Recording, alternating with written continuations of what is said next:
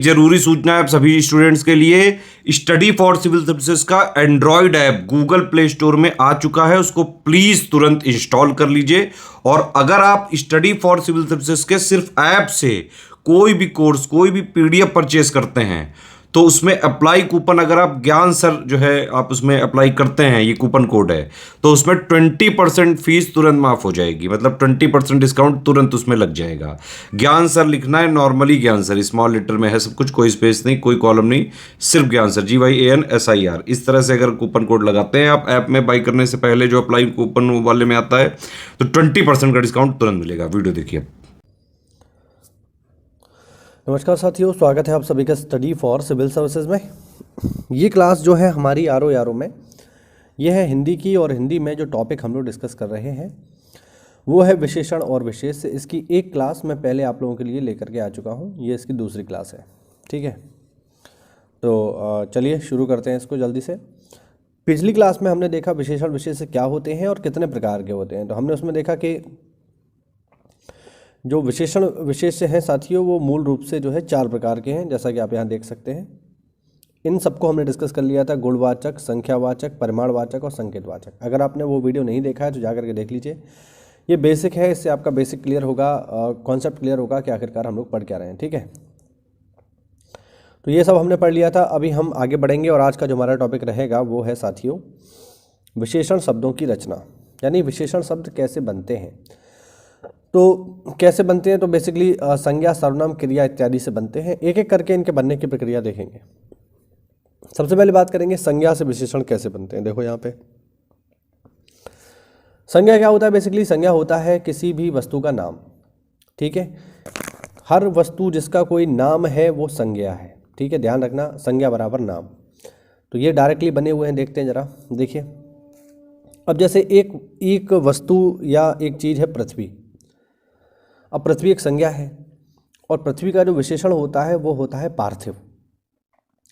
पार्थिव का अर्थ क्या है? पार्थिव का अर्थ है साथियों पृथ्वी से जुड़ा हुआ या पृथ्वी के जैसा। जो पृथ्वी के जैसा होता है वो पार्थिव है। यानी अगर मैं ये कह रहा हूँ कि जैसे अगर मैं बोलूँ कि मंगल ग्रह पार्थिव है, तो इसका मतलब एक ये भी हुआ कि मंगल जो ग्रह है वो पृथ्वी के जैसा है, ठीक है। यानी अगर मैं किसी भी चीज़ को पार्थिव बोलूँगा तो वो पृथ्वी की जैसी हो जाएगी, यानी वो उसकी विशेषता बताएगा। जैसे दिन है, दिन से क्या हो गया? दैनिक, ठीक है। दैनिक जो प्रतिदिन हो, हम कहेंगे कि ये न्यूज़पेपर दैनिक है, तो वो उसकी विशेषता बता रहा है कि डेली आता है। नगर से बनता है नागरिक, नागरिक तो आप लोग जान ही रहे हो। प्यास से बनता है प्यासा। अगर मैं बोलूँ राम प्यासा है, तो राम हो गई संज्ञा और प्यासा हो गया उसका विशेषण। और प्यासा विशेषण किससे बना है? प्यास से। फिर है दया, दया से बनेगा दयालु, दयालु भी अपने आप में विशेषण है। जैसे राम दयालु है, श्याम दयालु है, तो ये उसकी विशेषता बता रहा है। पशु से होगा पाश्विक, पाश्विक लिखा है, ये ध्यान रखना, पाश्विक। पाश्विक का अर्थ हो गया पशु जैसी प्रवृत्ति वाला। जो पशु जैसी हरकतें करता हो वो क्या है? वो पाश्विक है, ठीक है। जैसे मैं कहूँ कि रावण पाश्विक प्रवृत्ति का था, मतलब रावण जो है उसके अंदर पशुओं जैसी वृत्ति थी, तो रावण की विशेषता क्या होगी कि वो पाश्विक था। देव से बनता है दैवी, ये देवी नहीं है, ध्यान रखना, ये देवी नहीं है। देवी तो वो अलग है, ये दैवी है ना, दैवीय, इस तरीके से भी इसे बोल देते हैं। कहते हैं ना कि उस पर तो दैवीय कृपा हो रही है, यानी देवों की कृपा हो रही है। तो जो देव से जुड़ा हुआ है वो दैवी है। अग्नि से अगर कुछ जुड़ा हुआ है तो वो क्या हो जाएगा? आग्नेय। अग्नि से जो विशेषण बनता है वो क्या है? आग्नेय। आपने सुना होगा आग्नेय चट्टानें, जो लावा से बनती है, मैग्मा से बनती है, वो आग्नेय चट्टानें कहलाती हैं। तो अग्नि से जुड़ा हुआ है आग्नेय। उसी प्रकार आकाश से बना हुआ है आकाशीय, ग्राम से बना हुआ है साथियों ग्रामीण, मनुष्य से बना हुआ है मानुषिक, इच्छा से बना हुआ है इच्छुक, कृपा से बना हुआ है कृपालु, जंगल से बना हुआ है साथियों जंगली, और शहर से बना हुआ है शहरी। अब शहरी मैं अगर बोलूं कि राम शहरी है, मतलब राम की विशेषता क्या है कि राम शहर से संबंध रखता है, तो शहरी हो गया। मैं कहूँ जंगली है तो जंगल से संबंध रखता है। तो इस तरीके से शब्द बनते हैं। सूर्य का जो विशेषण होता है वो होता है सौर। मैं अगर यहाँ पे बोलूँ कि मेरे घर में सौर ऊर्जा से हम लोग जो है अपने उपकरण चलाते हैं, ठीक, हम लोग सौर ऊर्जा का इस्तेमाल करते हैं, तो इसका मतलब ये हुआ कि हम उस ऊर्जा का इस्तेमाल कर रहे हैं जो जुड़ी हुई है किससे? सूर्य से। तो इस तरीके से ये बनते हैं, ठीक है। सर्वनाम से भी जो है विशेषण बनते हैं, देखते हैं जरा। कोई से बनता है कोई सा। अब सर्वनाम क्या होते हैं? सर्वनाम वे शब्द होते हैं जो किसी संज्ञा के स्थान पर इस्तेमाल किए जाते हैं, उन्हें सर्वनाम कहते हैं। अब एक सर्वनाम है कोई, ठीक है। अब कोई ये अपने आप में सर्वनाम है। अब हम इससे जब विशेषण बनाएंगे तो हम लोग बोलेंगे कोई सा। जैसे आपसे कोई पूछे कि आप जो है किस रंग के कपड़े लेने चाहेंगे, तो आप क्या बोल दोगे? आप बोल दोगे कोई से रंग का दे दो। तो उस कपड़े की विशेषता क्या होगी? कोई सा। रंग कोई सा भी चलेगा। मैं से बनता है मेरा, ठीक है। मैं अपने आप में सर्वनाम है, इसका विशेषण क्या बनेगा? मेरा। मैं कहूँ कि ये किताब मेरी है, तो ये उस किताब की विशेषता होगी कि मेरा उस किताब से संबंधवाचक विशेषण से मेरा उससे जुड़ाव है। यह से बनता है इसका, ये आपको देखिए सीधे सीधे याद रखने हैं। कौन से बनता है कौन सा, तू से बनता है तेरा, और वह से बनता है उसका, ठीक है। क्रिया से भी विशेषण बनते हैं। जैसे अब कमाना अपने आप में क्रिया है, कमाना, रोना, चलना, ये सब क्या है? ये सब क्रिया है। तो कमाना से क्या बनेगा? कमाऊ। अब कमाऊ किसी की विशेषता बताएगा। जैसे मैं कहूँ कि राम एक कमाऊ है, या राम, जैसे हमारे यहाँ बोलते हैं कि कमाऊ पूत, यानी ऐसा पुत्र जो पैसे कमा रहा होता है उसे बोला जाता है कमाऊ पूत। मैं बोलूँ कि राम कमाऊ पूत है, तो राम की विशेषता क्या है? कि राम कमाऊ है, यानी राम काम करके पैसे कमा रहा है, ये उसकी विशेषता को दर्शाएगा फिर, है ना। चलना से हो गया चालू। मैं कहूँ कि यह कार चालू अवस्था में है, तो कार की विशेषता क्या हो गई? चालू। और चालू जो विशेषण है किससे बना है? चलना से, यानी चल रही है वो, ठीक है। लड़ना से बनेगा लड़ाका। मैं बोलूँ कि राम की स्त्री बहुत लड़ाका है, या राम की पत्नी बहुत लड़ाका है, मतलब लड़ना उस स्त्री का स्वभाव हो गया, और स्वभाव उसका गुण है, और गुण हमेशा क्या होता है? विशेषता होती है। ध्यान रखना, गुणवाचक विशेषण का एग्जाम्पल हो जाएगा। रक्षा से क्या हो जाएगा? रक्षक। जो व्यक्ति रक्षा करता है वो कौन होता है? रक्षक होता है, ठीक है। और देख लो, समझना से हो गया समझदार, ठीक है। समझदार ऑब्वियस बात है, विशेषता हो गई। और मिलना से हो गया मिलनसार, ये भी विशेषता है। लोग कहते हैं कि उसका व्यवहार बहुत मिलनसार है, वो बहुत मिलनसार प्रवृत्ति का है, ठीक है। ऐसे बनते हैं। आज से बनेगा आज का। मैं पूछूं, जैसे ये है अव्यय। अव्यय क्या होते हैं? समझ लो, अव्यय वो होते हैं जिन पर काल या क्रिया का या संज्ञा सर्वनाम का कोई प्रभाव नहीं पड़ता है, अव्यय होते हैं, ठीक है। मतलब जैसे हैं वो वैसे ही रहते, उनमें चेंज नहीं आता। अब जैसे आज है, अब आज में क्रिया या सर्वनाम या संज्ञा का कोई प्रभाव नहीं पड़ेगा, आज हमेशा आज ही रहेगा। जैसे मैं यहाँ बोलूँ राम आज आया, और फिर मैं बोलूँ सीता आज आई, तो आज रहा ना, ठीक है। क्रिया का या संज्ञा का लिंग बदलने से इसके ऊपर कोई प्रभाव नहीं पड़ा। तो ऐसे शब्द जो संज्ञा सर्वनाम लिंग से जिन पर कोई फर्क नहीं पड़ता है, उन्हें हम कहते हैं अव्यय। तो आज से जो विशेषण बनेगा वो क्या बनेगा? आज का। जैसे मैं पूछूं आज का न्यूज़पेपर कहाँ है, तो मुझे न्यूज़पेपर तो चाहिए, लेकिन उसकी विशेषता क्या हो? कि आज का हो, कल का नहीं हो। कल का नहीं चाहिए, आज का चाहिए। यहाँ से क्या बनेगा? यहाँ वाला। मैं बोलूँ कि इस क्लास में, मतलब मैं अगर ये बोलूँ कि यहाँ का आदमी कौन है, जैसे मैं मान लीजिए किसी सभा में जाऊँ किसी दूसरे शहर में, और वहाँ पे लोगों से पूछूँ कि बताइए इस गली का या यहाँ का व्यक्ति कौन है, तो मुझे आंसर मिलेगा। कल से बनेगा कल वाला, और वहाँ से बनेगा वहाँ वाला। आया ना समझ में? तो इस तरीके से जो है विशेषण जो है बन जाते हैं। आगे देखते हैं विशेषण की अवस्थाएं क्या होती हैं। देखिए जरा, तो साथियों विशेषण की मूल रूप से 3 अवस्थाएं होती हैं, ठीक है। विशेषण की 3 तुलनात्मक अवस्थाएं होती हैं। जैसे इंग्लिश में होती है ना, वैसे ही है ना, वैसे ही होता है। वहाँ पर आपने सुना होगा कंपैरेटिव डिग्री, सुपरलेटिव डिग्री, वैसे ही यहाँ पर जो है हिंदी में भी है। पहली होती है मूल अवस्था, दूसरी होती है उत्तरावस्था, तीसरी होती है उत्तमा अवस्था। जैसे मूल अवस्था में क्या होगा? देखिए जरा, मूल अवस्था में किसी से तुलना नहीं की जाती। सिंपल एक सेंटेंस रहेगा, उसमें किसी से तुलना नहीं होगी, केवल एक सामान्य बात कही जाएगी। जैसे महेश श्रेष्ठ बालक है। मैंने बोला महेश एक श्रेष्ठ बालक है, तो बात सिंपल सी है, बात महेश के बारे में हो रही है, और महेश की विशेषता बताई जा रही है कि वह श्रेष्ठ है, ठीक है। महेश क्या है? महेश एक बालक है, और बालक की विशेषता क्या है? कि वह श्रेष्ठ है। उत्तरावस्था में क्या होता है? कि 2 वस्तुओं तथा प्राणियों के गुण दोषों की तुलना होती है, जिसमें से हम एक की तारीफ करते हैं और दूसरे की बुराई को बताते हैं, यानी एक की जो है अधिकता करते हैं और दूसरे की जो न्यूनतम अवस्था है उसको बताने का प्रयास करते हैं। जैसे यहाँ पर देखिए लिखा हुआ है कि राकेश महेंद्र से लंबा है। अब यहाँ पर क्या हो रहा है कि राकेश और महेंद्र के बीच तुलना हो रही है और यहाँ पर ये साफ साफ बताया जा रहा है कि राकेश की लंबाई ज़्यादा है और महेंद्र की लंबाई कम है। तो यहाँ पर हम क्या कर रहे हैं, एक की अधिकता और दूसरे की न्यूनता बता रहे हैं। वैसे ही यहाँ पर है महेंद्र राकेश से श्रेष्ठतर है।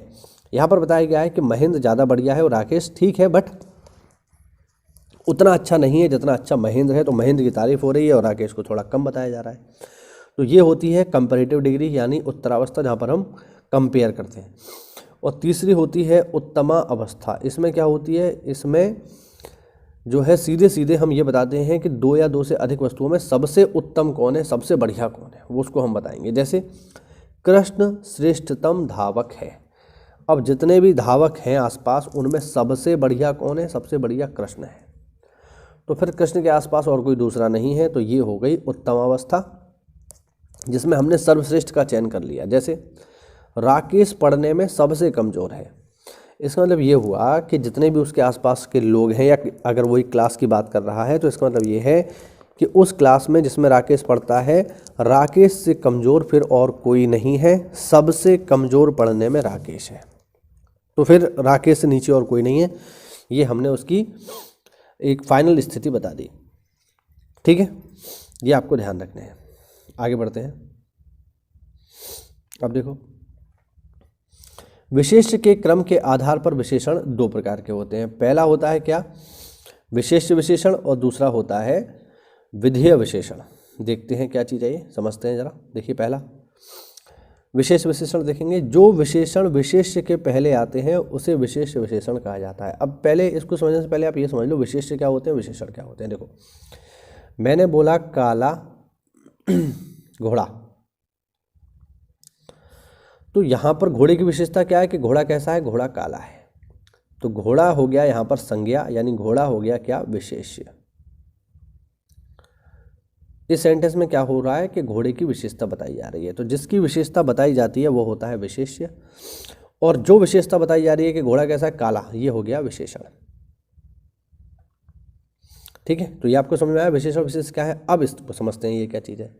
जो विशेषण विशेष्य के पहले आता है उसे विशेष विशेषण कहते हैं। जैसे मैंने अभी यहाँ पे क्या लिखा, मैंने अभी यहाँ पे लिखा काला घोड़ा, ये तो लिखा मैंने। अब आप इसमें देखिए, इसमें ये क्या है, ये है विशेष्य जिसकी विशेषता बताई जा रही है घोड़े की, और ये उसकी विशेषता है, तो ये क्या हो गया, विशेषण। ठीक, यहाँ पर क्या लिखा है, जो विशेषण विशेष्य के पहले आते हैं। तो यहाँ पर आप क्या देख रहे हैं कि काला एक विशेषण है और वो विशेष्य यानी घोड़े के पहले आया है। तो ये जो विशेषण का प्रकार है जो विशेष्य के पहले आता है उसे हम क्या कहते हैं, उसे कहते हैं विशेष्य विशेषण।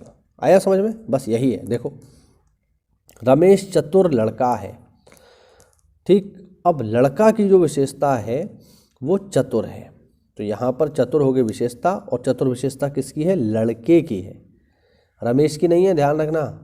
रमेश क्या है, रमेश तो लड़का है, रमेश की विशेषता लड़का है, लेकिन लड़के की विशेषता चतुर है।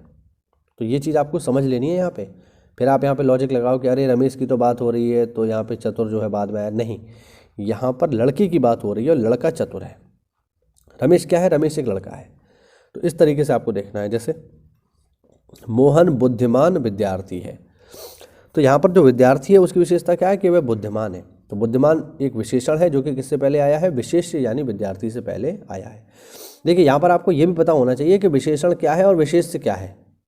ठीक है, क्योंकि अगर आपको यही क्लियर नहीं होगा, आप जैसे यहाँ पर आप देखो कि आप अगर इसमें ये सोचो कि मोहन बुद्धिमान है या मोहन बुद्धिमान विद्यार्थी है, तो यहाँ पर आप ये सोचो कि अच्छा मोहन की विशेषता बताई जा रही है तो मोहन हो गया विशेष्य